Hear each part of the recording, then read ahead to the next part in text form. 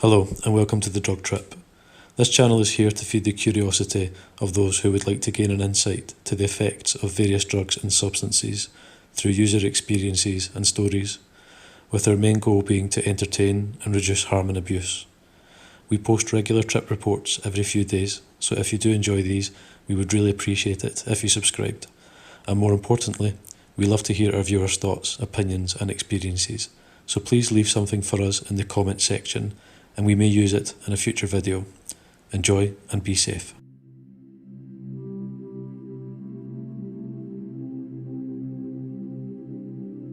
Being an enthusiast of the psychedelic experience, I feel obligated to elaborate on a series of events that left me completely and utterly spongled. What I mean by this is that during the aftermath of the trip, while my friends were attempting to ask me what had happened, I was at a complete loss of words and could only really respond with the classic explanation that all explorers of the psychotropic world are often forced to use. I don't know. Before I delve into this profound and terrifying trip, there is something that needs to be explained in order to clarify the revelation that I had. So, around a year ago, during the same month and at the same house, with the same group of people, I had smoked some Salvia divinorum, as well as around $60 worth of weed between 4 people. That was about as high as I had ever been, and at a point of almost uncomfortable highness. Reality was pretty much gone. The memories of that night are similar to a night of drinking too much alcohol, a binge.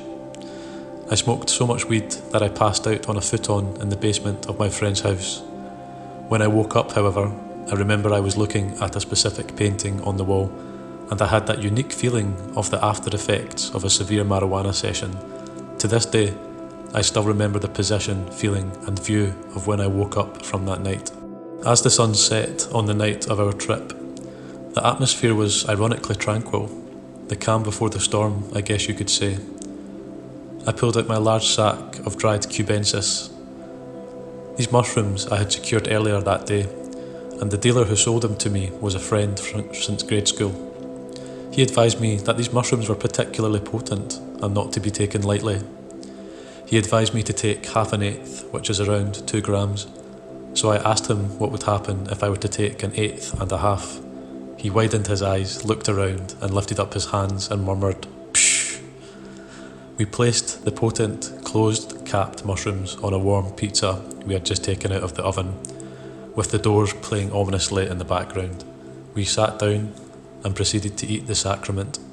20 minutes into the trip. Although this was only my second mushroom trip, I had an okay knowledge of how long a mushroom trip takes to come on.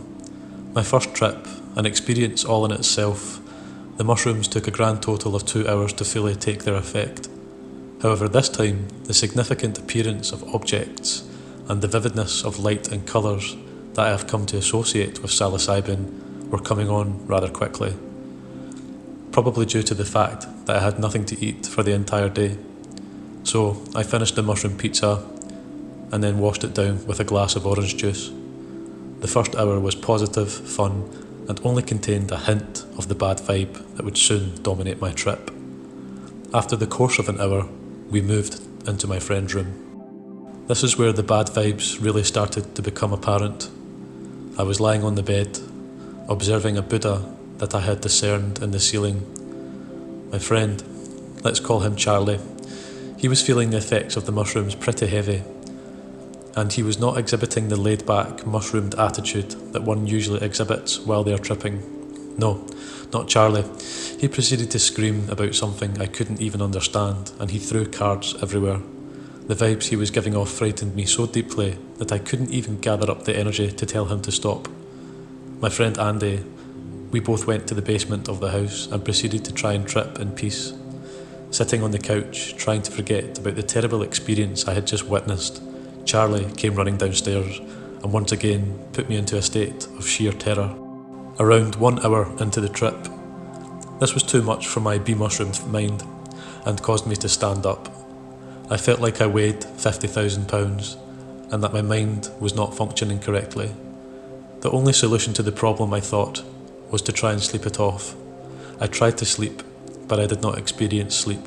No, I experienced something far more profound. As Dr. Hunter S. Thompson puts it, a pure, introspective nightmare. I took off my pants, my shirt, and I told my friends, I can't think, I need to sleep. Realising that I had lost it, my friends left me. The next hour I have no recollection of. Around 2 hours in, Charlie came back downstairs to check to see if I had merged out of my fugue state. Of course I hadn't. I asked him to turn on the television and put on a movie because I was physically unable to. Little did I know that with Charlie's altered state of mind, he chose a random movie. He put it into the player, pushed play and left me. Once he was gone and doing whatever he was doing upstairs, only then I realised that he had indeed chosen the worst, most unsuitable movie for a mushroom trip. Platoon. 2 hours and 30 minutes since dozing. I had to turn away from the TV screen. Vietnam was too much for me. I laid stomach down on the futon, with a heavy blanket over my head.